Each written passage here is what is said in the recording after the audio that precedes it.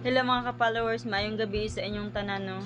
Kanang naalang ko i-share bahin sa nakita nako sa video sa Reels nga naghimo siya og video bahin sa mga bawal ipang-upload.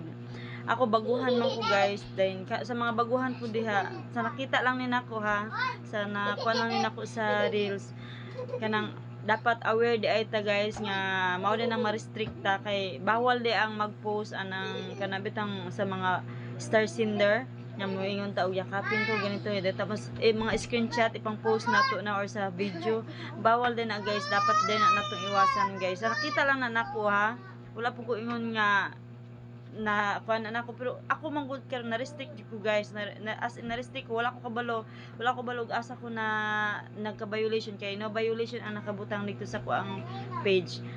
Basin siguro dito sa ko ang ipang post nga screenshot sa star sender nga nanguan ko nga yakapin ninyo siya kasi legit star sender to, legit engager to. Bawal kasi daw yan guys, kaya sa mga baguhan diha dapat ato jud nang likayan na. So, maorat to. Bye!